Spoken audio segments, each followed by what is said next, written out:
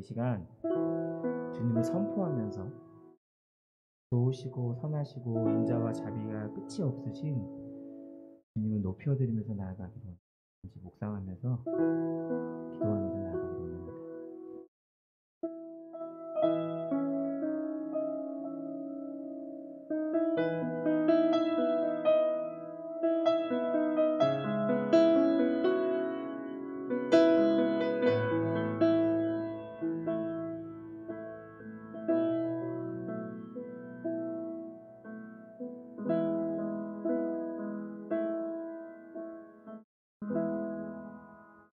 우리 정말 오랜만에 이렇게 대면 예배를 서로 드리는데요. 우리 날 괜찮으시다면 다 같이 일어나셔서 박수 치면서 뭐 춤춰도 상관없어요. 소리 지르도 상관없고요. 좀 주님을 좀 높여드리면서 신나게 찬양하며 나아가기를 원합니다. 일어나지 않으셔도 돼요. 일어날 수 있으면 일어나셔서 신나게 주님을 경배하면서 찬양하면서 나아가기를 원합니다.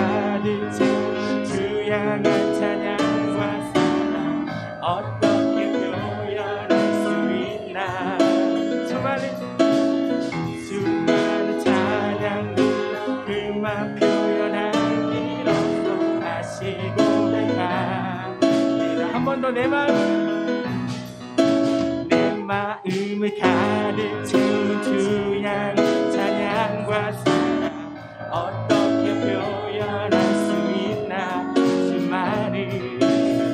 수많은 찬양들로 그만 표현할 길 없나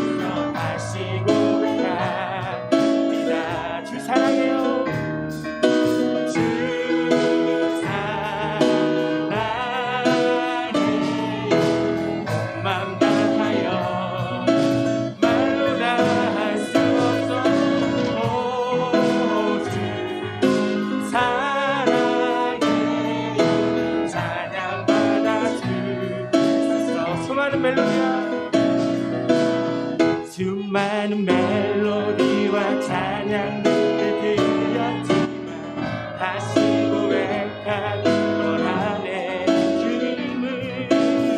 주님은 나의 사랑 삶의 중심된 아멘. 주를 찬양하. 우리 한 번 더 수많은 멜로디와 찬양을 드렸지만 다시 고백하기 원하네.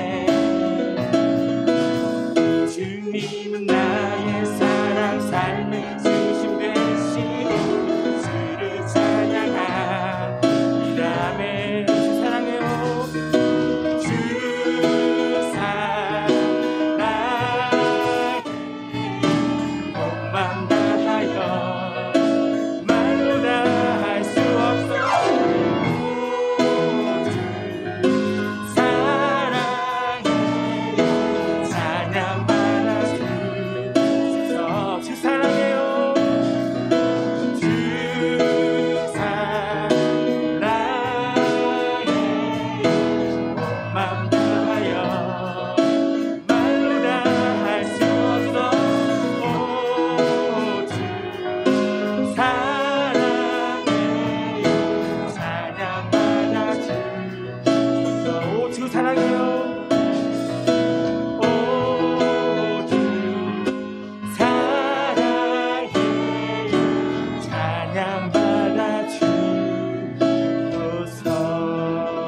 영광의 박수를 드립니다. 할렐루야. 아멘.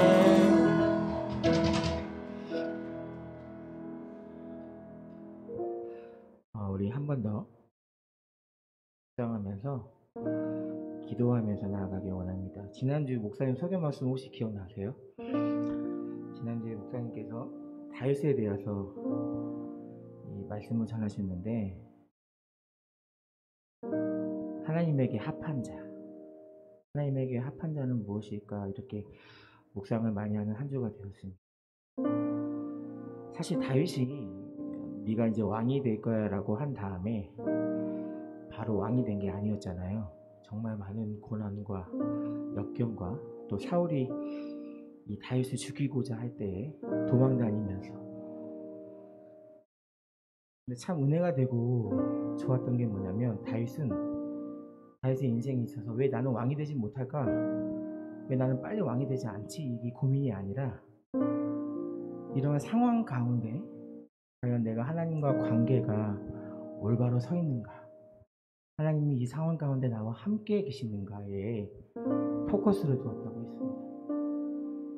하나님, 우리가 세상을 살아가면서 때로는 우리 뜻대로, 우리가 원치 않은 대로 많은 일들이 있고 어려움들이 있지만, 주님께서 우리에게 약속하시고 우리가 주님을 신뢰하면서 나아감에도 불구하고 우리의 생각과 우리의 생활과 우리의 환경은 변하지 않지만, 우리가 실망하지 아니하고 우리가 낙담하지 아니하고 모든 환난 가운데, 모든 아픔 가운데 친히 나를 위로하시며, 내가 네 아버지야, 내가 네 아버지야, 내가 너와 함께 할게, 너는 그저 이 상황 가운데 나와 관계를 생각하면서 나만 그저 믿고 따라오면 돼 라고 말씀하시는 주님을 우리가 깊이 묵상하면서, 기도하면서, 찬양하면서 나아갑니다.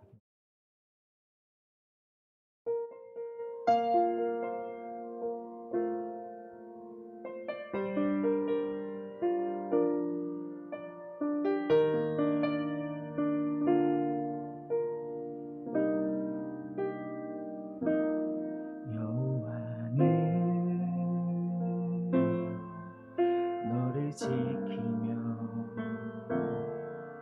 모든 환난을 명쾌하시리.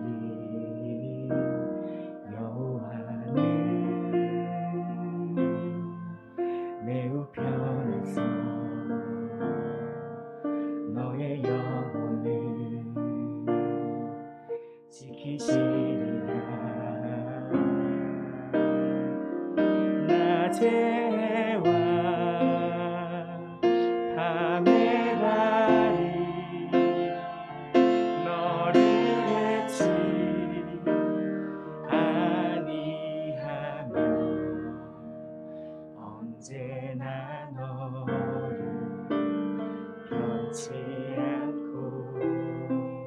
지키시리.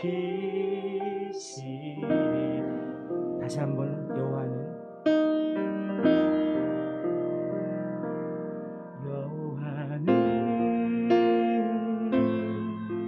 너를 지키며 모든 환난을 명쾌하시리.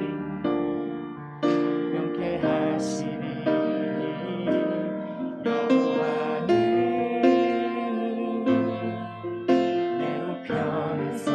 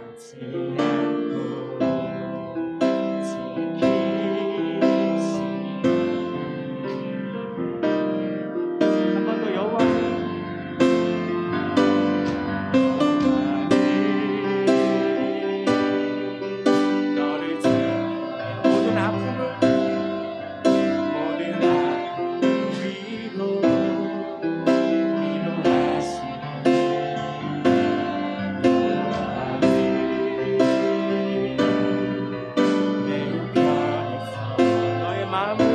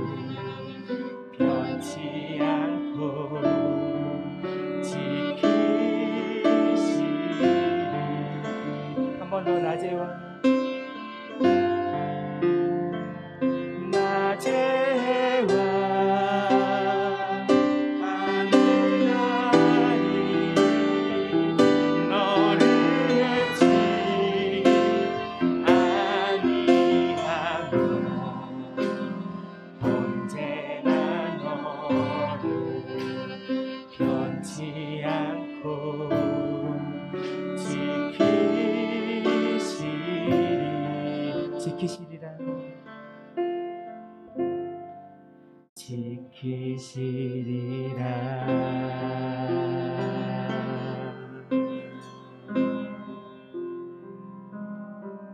아멘. 우리 예배를 위해서 잠시 동안만 정하면서 나아가기로.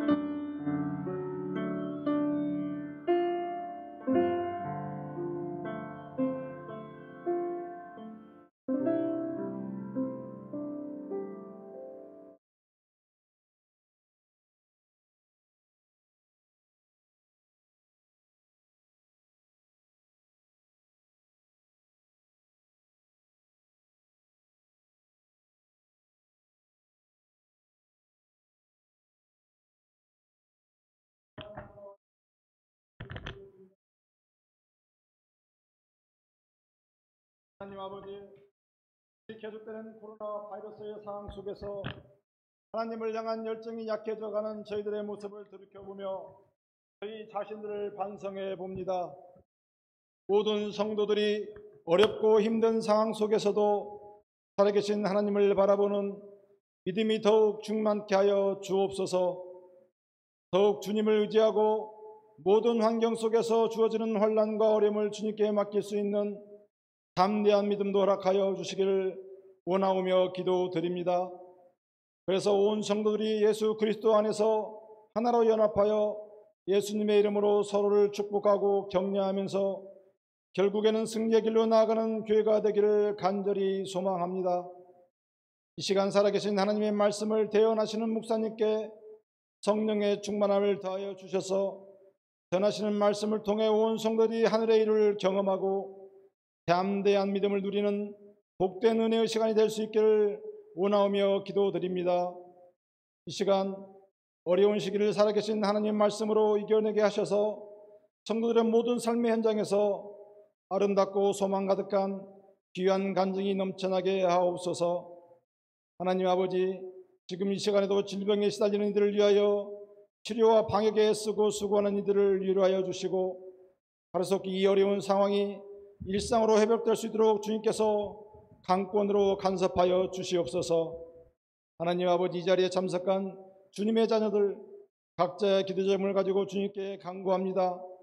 주님께서 저희들의 기도를 들으시고 기도의 응답을 통하여 날마다 주님께 주시는 기쁨을 누리며 살아가는 저희들 되게 하여 주시옵소서. 모든 말씀 감사드리며 예수님의 이름으로 기도드리옵나이다. 아멘.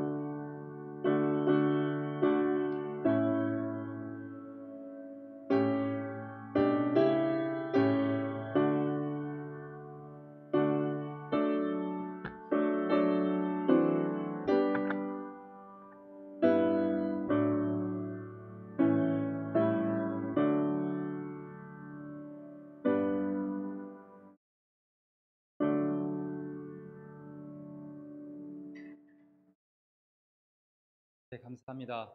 다 같이 주께 드리네 하신 예물 봉헌하도록 하겠습니다.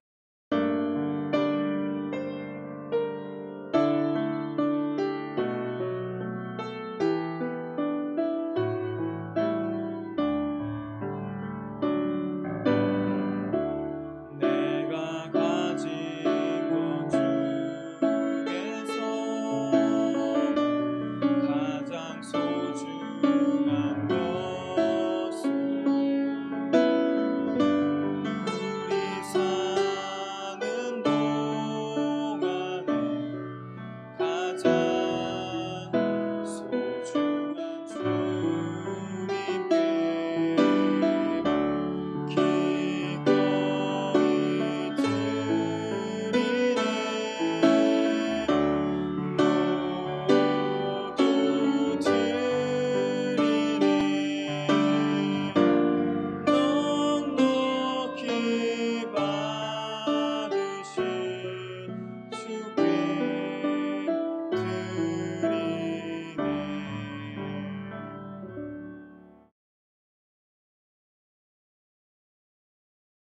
기도하겠습니다. 하나님 감사합니다. 우리 각 가정을 지켜주시고 날마다 동행하여 주시고 주님께서 은혜를 베풀어 주셔서 귀한 예배의 자리로 불러 모아 주시 예배할 수 있도록 인도해 주심을 감사를 드립니다. 우리의 삶이 날마다 주님의 은혜임을 고백하며 드린 이 예물마다 하나님 기쁘게 받아 주시옵소서. 드린 손길이나 또 드리지 못한 손길이나 동일한 은혜로 하게 하여 주시옵소서. 어려운 시기 하나님 각 가정을 지키고 돌보시고 무엇보다도 경제적으로 어려움 당하지 않도록 하나님께서 함께 하시고 건강을 하나님 지켜 주옵소서. 감사드립니다. 예수님의 이름으로 기도드립니다. 아멘. 잠시 광고 말씀드리겠습니다. 오늘부터 광고 드린 대로요. 교육부 예배를 포함한 전면적인 대면 예배로 오늘 이제 시작했습니다. 참석하실 때 마스크를 착용해 주시고요. 또 거리 위에서 앉아 주시고 그다음에 손 소독을 마스크에서 비치되어 있는 가지고 해 주시기를 부탁을 드리겠습니다. 어서와 모임이나 뭐 수요 예배나 기타 모임들은 당분간 진행하지 않습니다. 상황이 완전히 좋아질 때까지는 다른 모임들은 하지 않을 예정입니다. 모든 일정은 9월 7일 날 이제 4단계를 진행할지 말지에 대한 부분 이제 7일 날 발표가 됩니다. 그때 이제 주 정부 지침에 따라서 모든 상황들은 변경될 수 있을 말씀을 드리겠습니다. 부임 및 부서 이동에 관해서 광고 말씀드리겠습니다. 이제 우리 전에 사역하셨던 전 목사님, 전 목사님 사역하셨던 후은영 전사님께서 이제 같이 저희 교회 사역을 함께 9월 둘째 주 12일부터 사역을 해 주시게 됩니다. 그래서 추은영 전사님께서 이제 초등부를 좀 맡아 주시면 좋을 것 같고요. 그 다음에 새신자 교육과 뭐 새신자 양육 관련된 그런 사역들을 담당해 주실 겁니다. 그리고 현재 유초등부를 맡고 초등부를 맡고 계신 우리 김은총 전사님께서는 중고등부를 맡아 주시게 됐습니다. 그래서 9월부터 이제 미들로 올라가는 친구들이 좀 있고요. 그 다음에 기존에 좀 있었던 우리 여기 유나나 우리 우주나 새로 이게 오신 이따 광고를 제가 한영을 좀 광고 드리겠지만 미들이나 또 그 지금 하이스쿨 고등부에 지금 속하기 때문에 중고등부 예배를 또 드리게 됐습니다. 그래서 됐다는 점 말씀을 드리겠습니다. 새가족 우리 전에 우리 그 영상 예배 드릴 때 소개를 드렸는데요. 이 최영우 김남주 성도님 가정이 이제 우리 환영을 했었는데 그때는 이제 영상 예배로 드렸을 때고 그래서 오늘 저희 교회에 이제 섬겨 주시게 됐습니다. 오늘 드럼으로도 섬겨주고 우리 첫째 딸인 유나하고요. 저희 뒤에 여기 앉아 있는 또 우리 둘째 최우주 분입니다. 그래서 같이 있다 끝나고 환영해 주시기를 바랍니다. 그리고 계속해서 듣는 마음 수요일마다 저희 듣는 마음 한 10분 정도 되는 그 말씀 묵상 영상을 계속 제가 녹화해서 올리고 있는데요. 듣는 마음과 은혜의 철가방은 계속 진행이 됩니다. 그래서 아직 유튜브 저희 평안교회 채널에 들어가시면 계속해서 영상을 볼 수 있으십니다. 그리고 설교 영상도 계속해서 올리고 있고요. 예배 영상도 계속 올려져 있으니까요. 들어가셔서 예배를 드리지 못했으면 또 영상을 보시고 예배하시거나 또 말씀을 다시 듣거나 또 듣는 마음도 계속해서 말씀 묵상 영상도 계속 들으시고 이렇게 하셨으면 좋겠습니다. 그래서 계속 됩니다. 그래서 유튜브 검색창에 아직 구독하지 못한 분들은 검색창에 밴쿠버 평양교회를 치시고 들어가셔서 구독해 주시기를 부탁을 드리겠습니다. 다음 주 대표 기도는 이주영 자매님께서 해주시겠습니다. 계속해서 기도하실 때마다 중보기도 함께 해주시기를 부탁을 드리겠습니다. 오늘 말씀을 함께 보겠습니다. 오늘 말씀은 창세기 25장 말씀입니다. 창세기 25장 31절부터 34절까지 말씀입니다. 4절 말씀이니까요. 저희 같이 함께 읽겠습니다. 4절 말씀이니까 짧으니까요. 함께 읽도록 하겠습니다. 시작. 야곱이 이르되 형의 장자의 명분을 오늘 내게 팔라. 에서가 이르되 내가 죽게 되었으니 이 장자의 명분이 내게 무엇이 유익하리요? 야곱이 이르되 오늘 내게 맹세하라. 에서가 맹세하고 장자의 명분을 야곱에게 판지라. 야곱이 떡과 팥죽을 에서에게 주매 에서가 먹으며 마시고 일어나 갔으니 에서가 장자의 명분을 가볍게 여김이었더라. 아멘.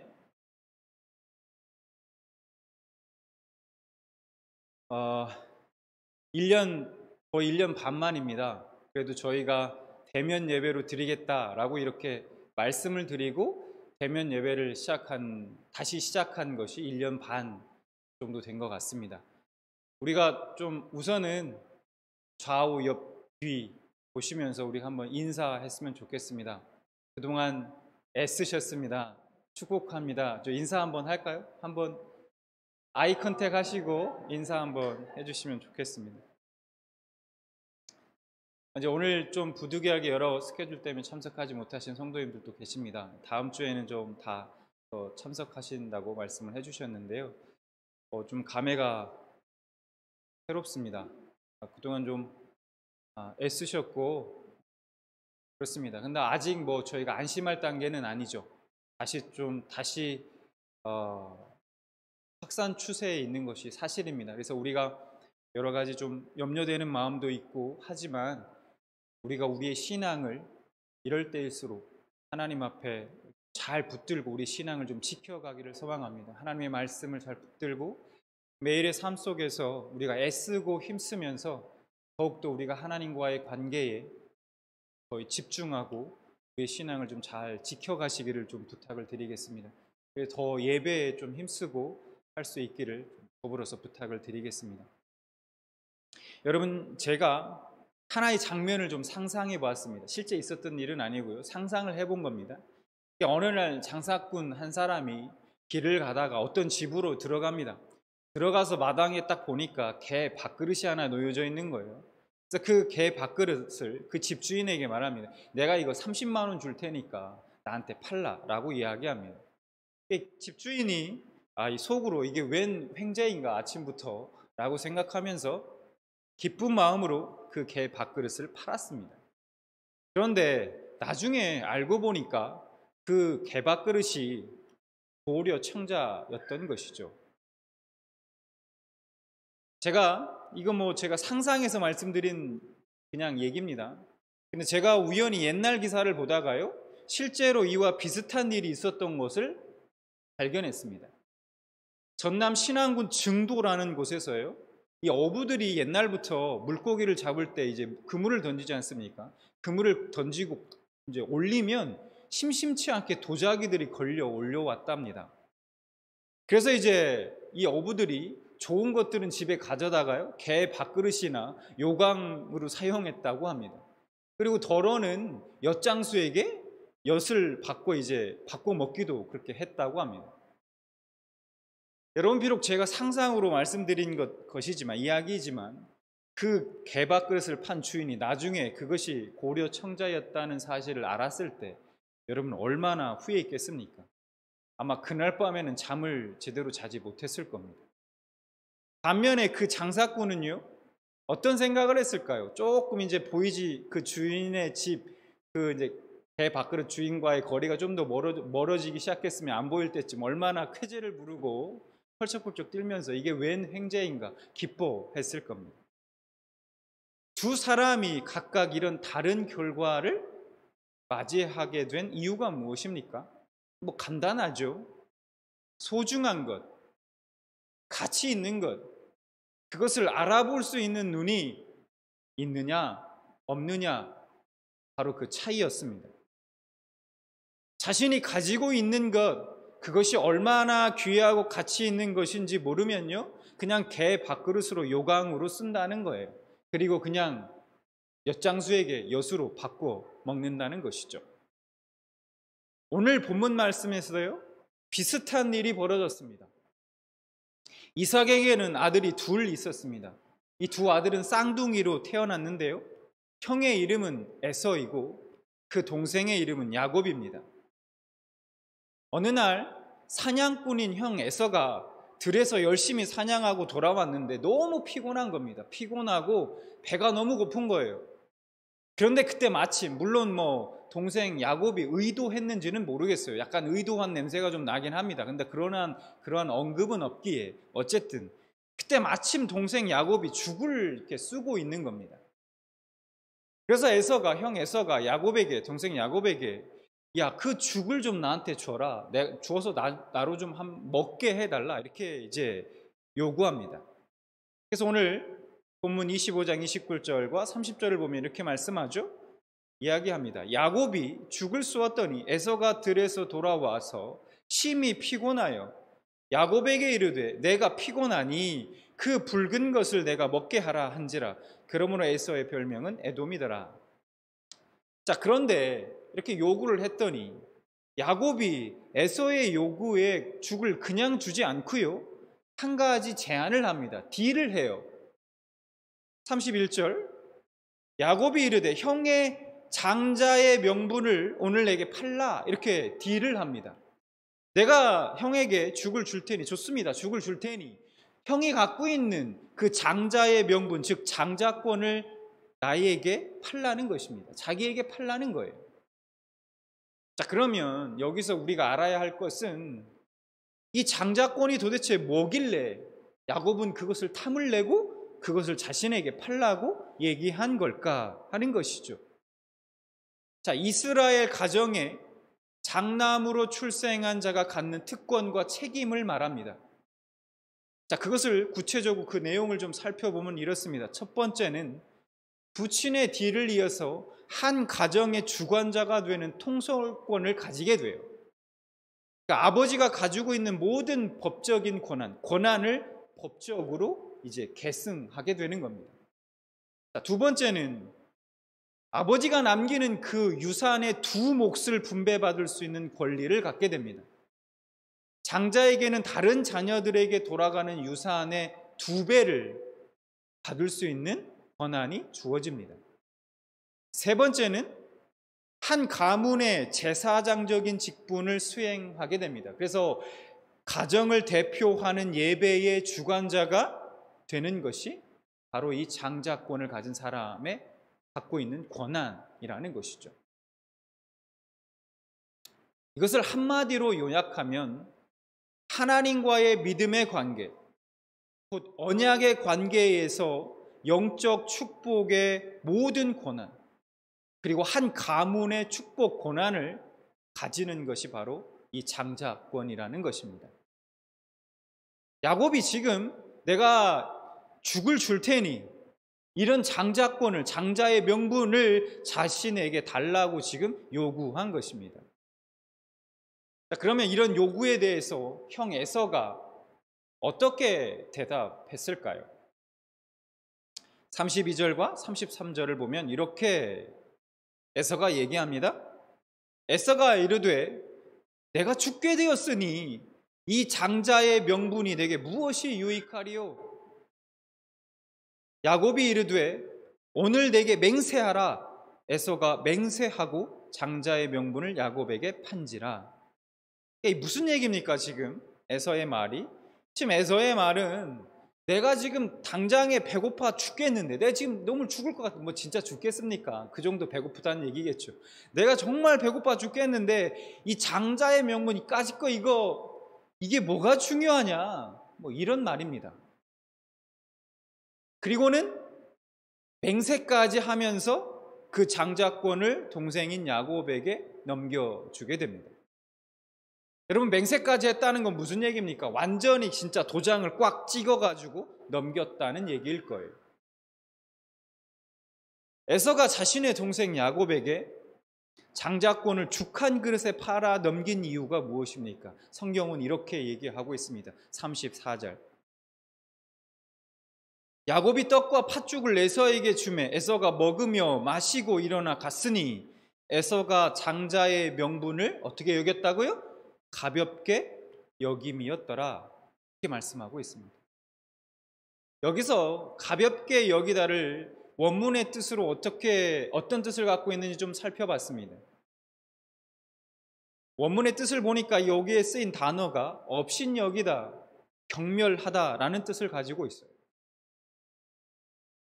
그냥 가볍게 여긴 것보다는 훨씬 더 업신여겼고 경멸할 정도로 그 자신의 갖고 있는 장자의 명분에 대해서 에서는 아무짝에 쓸모없는 하찮은 것으로 생각하고 있었다는 얘기입니다.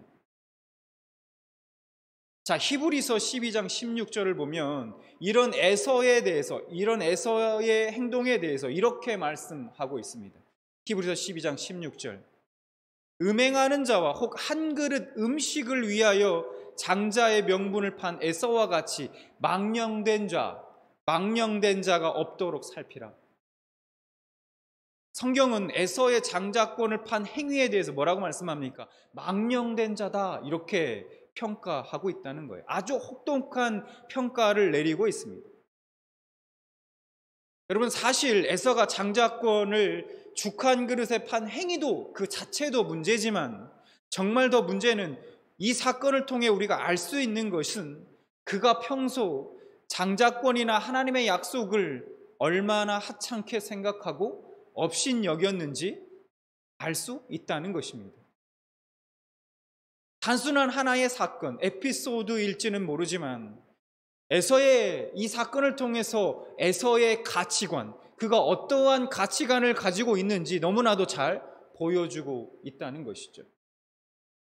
사실은요, 이 사건 하나 말고도 에서가 자신의 아내를 얻는 과정에서도 그가 어떠한 가치관을 갖고 살아가고 있었던 사람이었는지를 너무나 잘 보여주고 있습니다. 창세기 26장 34절과 35절을 보겠습니다. 에서가 40세에 헷 족 부에리의 딸 유딧과 헷 속 엘론의 딸 바스맛을 아내로 맞이하였더니 그들이 이삭과 리브가의 마음에 근심이 되었더라. 이렇게 말씀하고 있어요. 에서는 하나님의 말씀을 무시했습니다. 그리고 하나님께서 금하신, 하나님이 절대로 같이 결혼하지 말아라 라고 했던 그 가나안 족속, 우상을 섬기는 그 이방의 족속인 가나안 족속의 딸을 아내로 취하였습니다. 그가 얼마나 신앙적인 가치관에서 멀어져 있는지, 하나님의 약속에 대해서 신실하지 못한지를 잘 보여주고 있다는 것이죠. 여러분, 우리가 가만히 보면요, 한 사람의 인생은 그 사람이 무엇을 가장 중요하게 여기는가, 무엇을 가볍게 여기는가에 따라 인생이 갈려지곤 합니다. 소위 어디에 가치를 둘 것이냐의 문제라는 거예요.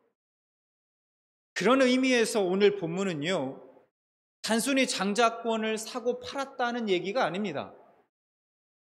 가치관의 문제를 다루고 있다는 거예요. 가치관. 삶 가운데 무엇을 가장 소중하게 여기고 있는가? 자신이 소중하게 여기는 그것에 관심을 가장 많이 기울일 것이고 에너지를 다 거기에 쏟을 것입니다. 만약에 어떤 사람이 돈을 가장 소중하게 여긴다면 돈이 최고의 가치가 될 것입니다. 그 사람의. 그러면 그 사람에게 있어서는 모든 것의 평가 기준은 바로 그 돈이 될 것입니다.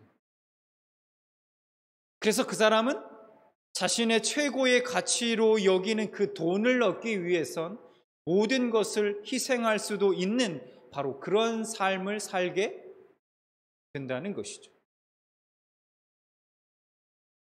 돈뿐만이 아니죠. 그 사람이 어디에 가치관을 갖고 있느냐, 가치를 두고 있느냐, 거기에 따라서 그 사람의 삶이 달라지게 된다는 것이죠. 돈을 최고로 여기는 사람들은 그렇게 돈을 위해선 자신의 모든 것들을 희생하고 그 돈을 더 많이 얻고 더 많이 손에 쥐려고 한다는 것이죠. 자연스러운 거라는 거예요. 그래서 때로는 주변 사람들에게 야, 너 저 사람 진짜 돈에 환장한 거 아니야? 돈을 너무 많이 좋아하는 거 아니야? 라는 소리를 들을 수 있지만요, 사실 그 사람에게는 자신의 가치관에 따라 자연스럽게 그냥 행동한 것 뿐이라는 것입니다. 자, 오늘 야곱과 에서는요, 이 가치관에서 아주 큰 차이를 보이고 있습니다. 에서에게 있어 가치는 눈에 보이는 현실적인 것입니다. 현실적인 것. 지금 당장 내 배를 채우는 현실적인 실익만을 중요한 가치로 봅니다. 그에게 있어 장자권은요, 그냥 전혀 가치가 없는 것입니다. 죽 한 그릇 가치도 안 되는 거예요. 장자권보다 눈앞에 죽 한 그릇이 더 가치 있게 여겨졌습니다. 그렇기에 죽 한 그릇의 장자권을 단숨에 팔아버릴 수 있었습니다. 왜냐하면 사실 에서에게는요, 계산할 것도 없었습니다. 고민할 것도 없었어요. 여러분, 말씀에서도요, 그 야곱의 팔라라는 얘기를 듣고 사실 조금이라도 고민할 수 있잖아요. 순간 어라 얘 봐라 이러면서 장자권을 팔라고? 이렇게 잠깐이라도 고민할 수 있지 않습니까? 그런데 말씀에서 보면요, 그 잠깐이라도 고민하는 흔적조차 없습니다. 그러므로 에서는 지금 장자권을 판 거 아닙니다. 판 것이 아니에요. 이미 에서에게는 애초에 처음부터 장자권은 자기의 안중에 없었던 것입니다. 결국 죽 한 그릇에 장자권을 판 행동은 에서의 인생관, 그의 가치관을 그대로 드러내고 있는 것입니다. 현대인이 가진 가치관은요, 에서와 비슷합니다. 우리가 살고 있는 세상은 눈에 보이고 지금 당장 손에 잡히는 실물을 중요하게 여깁니다. 그런데 여러분, 이것이 단순히 세상 사람들만의 얘기일까요? 아니더라 하는 것이죠. 우리도 방심하면 언제든지 에서와 같은 삶을 살 수 있습니다. 말씀과 실익 사이에서 현실적인 실익, 이득, 자신의 이익을 더 추구할 수 있는 위험성이 우리에게도 언제든지 있다는 것입니다. 여러분, 마가복음 4장을 보면요, 씨 뿌리는 비유가 나옵니다. 여러분들 잘 알고 있는 유명한 비유죠. 씨 뿌리는 비유가 나오는데 그 중에 18절과 19절 말씀을 보면 이렇게 말씀하고 있습니다. 마가복음 4장 18절, 19절. 또 어떤 이는 가시떨기에 뿌려진 자니 이들은 말씀을 듣기는 하되 세상의 염려와 재물의 유혹과 기타 욕심이 들어와 말씀을 막아 결실하지 못하게 되는 자요. 가시떨기에 뿌리는 자가 어떤 자인지를 말씀하고 있어요. 하나님의 말씀과 현실의 실익 사이에서 결국 자신의 욕심을 따라 현실적 이득을 선택한 자에 대한 비유인 것입니다. 결국 이런 사람들에게는 어떤 열매도 기대할 수 없다는 거예요. 열매 맺지 못하는 나무는 배임을 당하게 되어 있는 것입니다. 말씀을 하나 더 보면 누가복음 14장 15절부터 24절까지에 보면요, 잔치 비유가 나옵니다. 어떤 사람이 잔치에 초대를 했습니다. 사람들이 잔치에 참석할 수 없다고 그런데 핑계를 댑니다. 그래서 그 잔치를 베푼 자가 화가 나서 그 자리를 다른 자들로 다 메꾸게 돼요. 채워요. 그리고 결국에는 먼저 초청을 받은 사람들은 한 사람도 잔치에 참여하지 못하게 됩니다. 여러분, 먼저 초청을 받은 사람들이 잔치를 거절한 이유가 무엇인지 아십니까? 그들이 핑계댄 그 내용이 뭐였냐면, 나는 소를 사야 돼, 나는 밭을 사야 돼, 나는 시집가고 장가 가야 돼서 못 가겠다는 겁니다. 여러분, 소 사고 밭 사고 시집가고 장가 가는 것, 그건 뭐 나쁜 일입니까? 좋은 일이죠. 복된 일입니다. 그 자체는 참 좋고 복된 일이에요. 그런데 문제는 뭡니까? 그들에게 있어서 그 잔치 자리에 참석하는 것보다 그런 세상의 일들이 더 중요하고 우선적이었다는 겁니다. 거기에 가치가 있었던 거예요. 그들에게 하나님이 이렇게 말씀합니다. 누가복음 14장 24절. 내가 너희에게 말하노니 전에 청하였던 그 사람들은 하나도 내 잔치를 맛보지 못하리라 하였다 하시니라. 한마디로 천국에 못 들어간다는 거예요. 그런데 좀 충격적인 게 뭔지 아십니까? 이 천국 자체를 맛보지 못하는 사람들이 안 믿는 사람들을 비유하고 있느냐? 그렇지 않다는 겁니다. 24절 말씀에 뭐라고 말씀하고 있습니까? 전에 청하였던 그 사람들이라고 말씀하고 있지 않습니까? 여러분, 우리가 어떤 잔치를 벌일 때 누구를 초대하지 않습니까? 초청장을 보낼 때 모르는 사람에게 초청장을 보냅니까? 초대를 합니까? 안 그렇죠. 가장 친한 사람, 아는 사람들에게 초청장을 보냅니다. 잘 아는 사람들에게 초청장을 보내고 그들을 초대한다는 것이죠.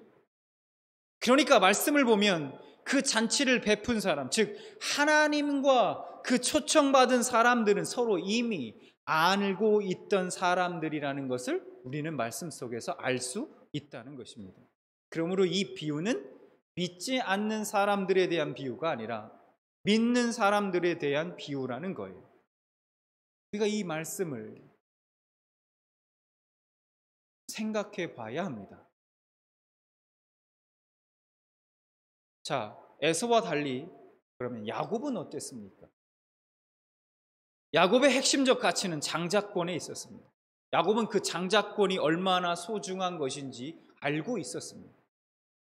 소중한 것을 소중하게 볼 수 있는 그 눈을 가지고 있었어요.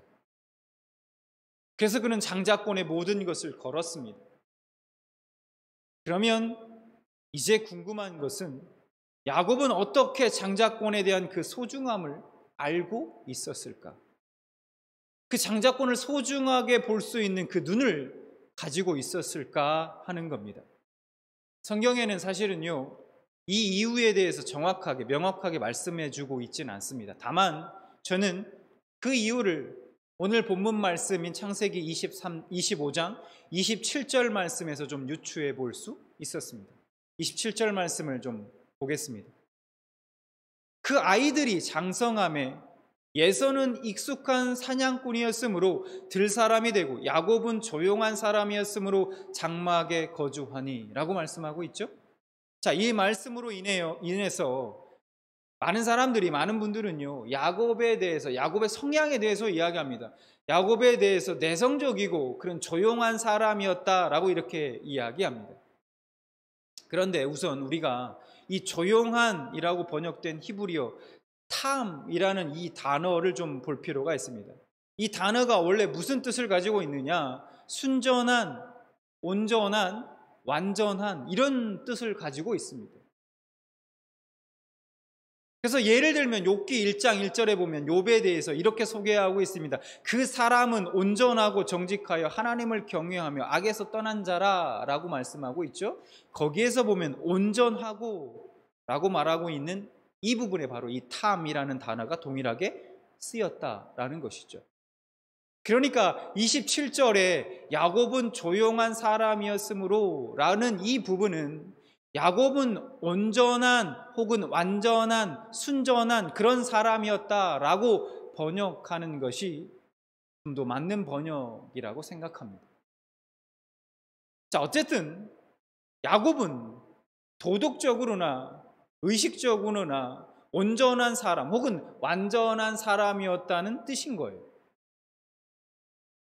자, 또 하나 성경에 보면 야살의 책이라는 문헌에 대한 이야기가 나옵니다. 성경 말씀에 보면 예를 들면 사무엘하 1장 18절이나 여호수아 10장 13절에 보면 그 야살의 책의 이 문헌에 대해서 야살의 책이란 문헌에 대한 이야기가 나와요.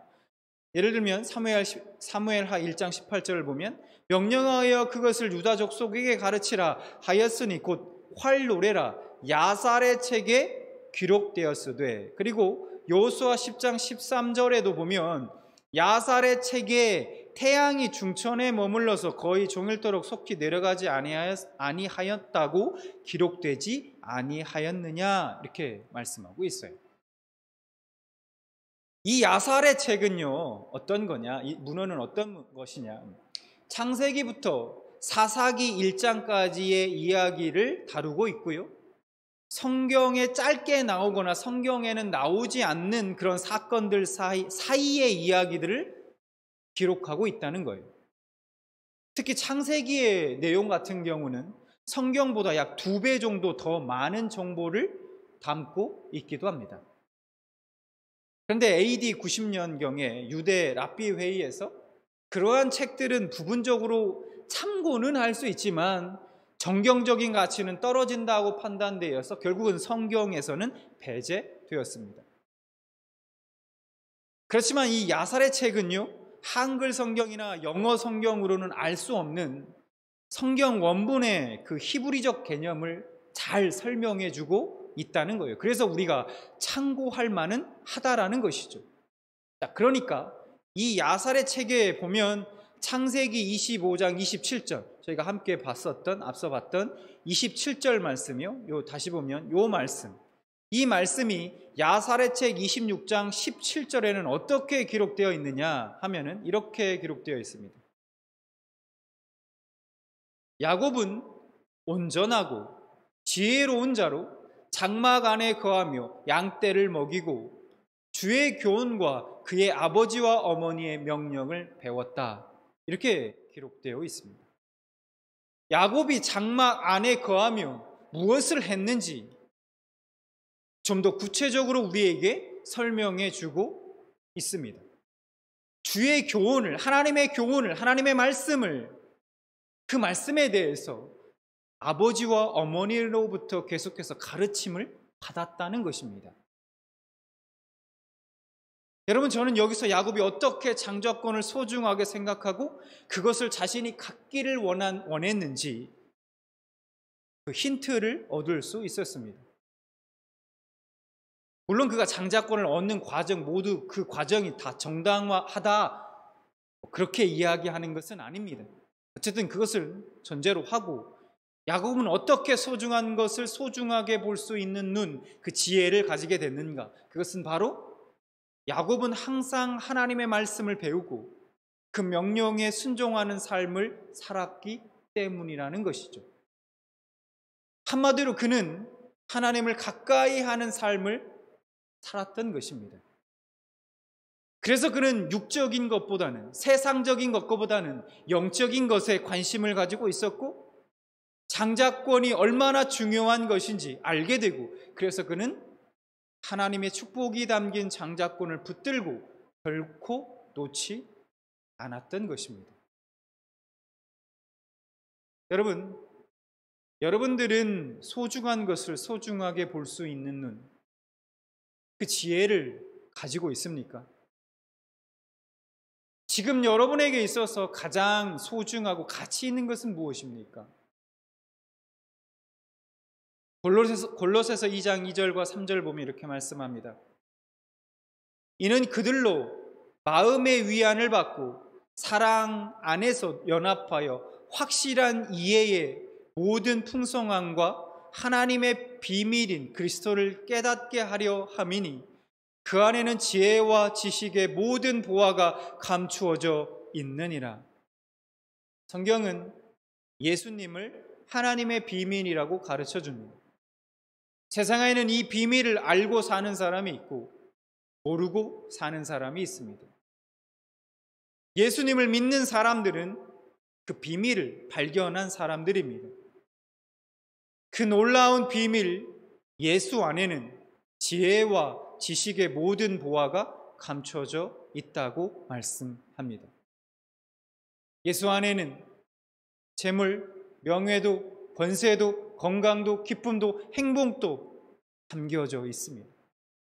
뿐만 아니라 그것들과는 비교할 수 없는 최고의 보화, 최고의 가치, 영생이 담겨져 있습니다. 여러분들은 이처럼 귀한 것들을 볼 수 있는 눈이 있느냐는 말입니다. 여러분들은 발견하셨습니까? 그렇다면 오늘 야곱처럼 그것을, 그 귀한 것들을, 그 가치 있는 것들을, 소중한 것들을 야곱처럼 붙들고 절대로 놓지 마시기 바랍니다. 우리가 기억해야 할 것이 있습니다. 그것은 죽한 그릇의 그 유혹은 에서에게만 일어난 것이 아니라는 사실이에요. 우리의 신앙생활 속에서도 장자권을 팔라는 그 유혹이 계속해서 일어나고 있다는 것입니다. 오늘 우리는 소비주의 세상을 살고 있죠. 소비주의 세상은 매력적인 것들로 넘쳐납니다. 우리에게 주는 그 유혹이 한두 가지가 아닙니다. 수천 년 전에 주어진 말씀은 왠지 믿음직스럽지 않습니다. 현실성 없이 보이고 너무 먼 이야기처럼 보여요. 근데 당장 눈에 띄는 세상의 것들은 왜 그렇게 매력적인지, 우리로 하여금 그냥 침을 흘리게 만듭니다. 하나님은 멀리 보이고 하나님의 말씀은 현실성이 없어 보이며 기도의 응답은 너무 늦는 것 같으니 답답합니다. 더군다나 요즘 같은 시기에는 정말 우리의 신앙을 지키는 것이 정말로 아슬아슬합니다. 하나님의 말씀만을 붙들고 산다는 것은 정말 치열한 영적 전쟁입니다. 지금 당장 잘 먹고 잘 살기보다 우리가 장래의 약속을 믿고 말씀을 따라 살아가는 노력, 이것이 오늘날 우리가 싸우고 붙들어야 할 주제인 것입니다. 사랑하는 평안가족 여러분, 어느 때보다 우리는 깨어 있어야 합니다. 지금 육적인 것, 세상적인 것들을 선택해 가면 물론 당장은 좋을 수 있지만 그것은 잠깐이고 속는 것입니다.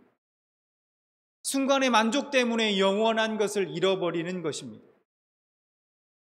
당장 배부름이 아니라 여러분 진리에 반응하십시오. 하나님의 말씀에 반응하시란 말입니다. 그리고 소중한 것을 볼 수 있는 눈과 지혜가 있어 소중한 것을 여러분 빼앗기지 마시기 바랍니다. 죽 한 그릇에 빼앗겨서는 안 되는 것을 빼앗기지 않기를 바랍니다. 예수 그리스도에 대한 믿음, 여러분 그 믿음, 여러분들의 그 신앙의 정절을 지켜가시기 바랍니다. 여러분이 어디에 있든 상관없습니다. 우리에게 어떠한 상황이 주어지든 그것은 중요하지 않습니다. 상관없습니다. 야곱처럼 그 소중하고 가치 있는 것, 우리가 세상의 어떤 과도 바꿀 수 없는 그것을 붙들고 절대로 빼앗기지 마시기 바랍니다. 한 줌 모래 같은 유한한 것들을 위해서 영원한 것을 잃어버리지 마시기 바랍니다. 여러분 지키십시오. 하나님 앞에서는 그날까지 소중한 것들을 소중히 여길 줄 알며 끝까지 붙드시는 사랑하는 평안교회 모든 성도님들 되시기를 진심으로 소망합니다.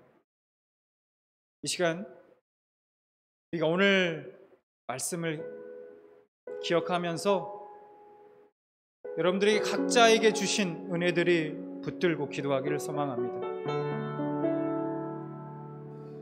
우리가 하나님 앞에 결단하며 나아가기를 소망합니다.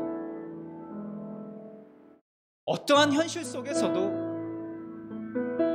주위의 사람들이 어떤 결정을 하고 어떤 길을 걸어가든 나는 하나님의 백성답게 하나님의 말씀에 대한 거룩한 순종과 믿음, 하나님이 예수 그리스도를 통해 주신 그 은혜들을 끝까지 붙들고 빼앗기지 않길 원합니다. 하나님, 나의 삶을 붙들어 주시옵소서. 나를 붙들어 주시옵소서. 내 믿음과 내 신앙과 내 삶을 주님께 맡깁니다. 붙들어 주시옵소서. 주님 도와주시옵소서. 이 시간 우리가 오늘 말씀을 기억하면서 함께 기도하며 나아가기를 소망합니다. 다 같이 기도하겠습니다. 하나님, 오늘 말씀을 기억합니다. 야곱이 정말 하나님 영적인 것, 하나님이 주신 그 축복, 그 창조물을 소중하게 여기고 그것에 하나님 모든 것들 걸었던 것처럼 소중한 것을 소중하게 보는 그 눈을 가지고 있었고 그 지혜가 있었던 것처럼 우리에게 어떠한 현실 속에서도 남들이 어떠한 결정을 하고 어떠한 상황이 우리에게 주어진다 해도 하나님의 백성답게 하나님의 말씀에 대한 거룩한 순종과 믿음, 하나님 예수 그리스도를 통해 주신 그 은혜들을 끝까지 붙들고 빼앗기질 않기를 원합니다. 하나님 인도하여 주시옵소서. 우리를 도와주시옵소서. 이 신앙을 붙들고 믿음을 지키며 나아갈 수 있도록 도와주시옵소서. 내가 어디에 속해 있든 어떠한 상황 가운데 있든 중요하지 않습니다. 우리에게 중요한 것, 나에게 지금 가장 가치 있는 것, 소중한 것, 그것을 지킬 수 있도록 하나님 인도하여 주시옵소서. 절대로 빼앗기지 않기를 원합니다. 절대로 빼앗기지 않기를 원합니다. 하나님 붙들어 주시고 우리를 붙들어 주시옵소서. 한 사람 한 사람을 붙들어 주시고 은혜를 베풀어 주시옵소서. 오 주님, 사랑하는 대한민국의 모든 성도들을 붙들어 주시기를 소망합니다. 하나님 인도하여 주시옵소서. 하나님 인도하여 주시옵소서. 역사하여 주시고 은혜 베풀어 주시옵소서. 하나님 은혜를 베풀어 주시옵소서. 하나님 지켜주시고 은혜를 베풀어 주시기를 원합니다. 하나님 인도하여 주시고 역사하여 주시옵소서. 하나님 인도하여 주시옵소서. 우리가 한 가지만 계속해서 기도하기를 소망합니다. 이 시간 서로를 격려하며 우리가 축복하며 기도하기를 원합니다. 무엇과도 바꿀 수 없는 가장 귀한 보화, 세상에 가치 있는 그것, 바로 예수님. 그분에 대한 믿음과 신앙 잃지 않고 살아갈 때에 하나님께서 주님을 통해 약속하신 축복을 누리며 살아갈 수 있도록 하여 주시옵소서. 우리가 주위에 있는 우리 평안의 여러 가족들을 기억하면서 그 얼굴을 떠올리면서 하나님, 그 가장 귀한 보화인 예수 그리스도에 대한 믿음과 신앙을 잃지 않고 살아갈 수 있도록 우리 성도님들 한 분 한 분을 붙들어 주시옵소서. 그 가치 있는 것, 어떠한 상황과 환경 속에서도 코로나보다 더한 상황이 우리 가운데 펼쳐진다 할지라도 그것을 잃지 않고 그 믿음 잃지 않고 살아갈 수 있도록 하나님 축복하여 주시고 지켜주시옵소서. 우리가 서로를 위해서 우리가 이 시간 축복하며 기도하며 나아가기를 소망합니다. 다 같이 기도하겠습니다. 하나님 아버지, 이 시간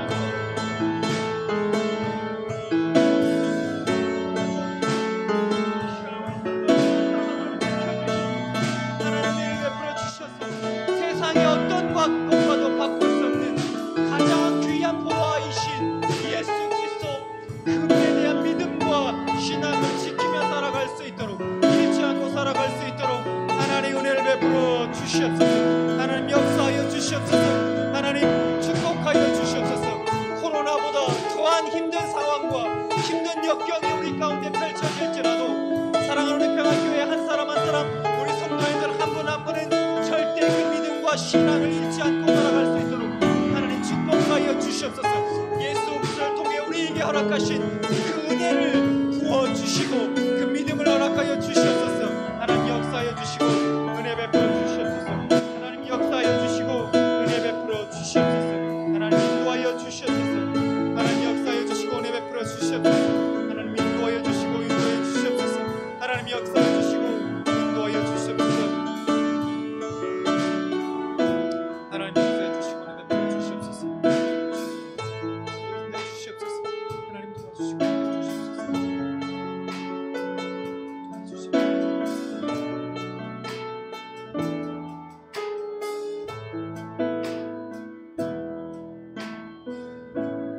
형제여 우리 모두 다 함께 주님을 높이 부르세. 자매여 우리 손을 내밀어 주님께 사랑 드리세. 주님을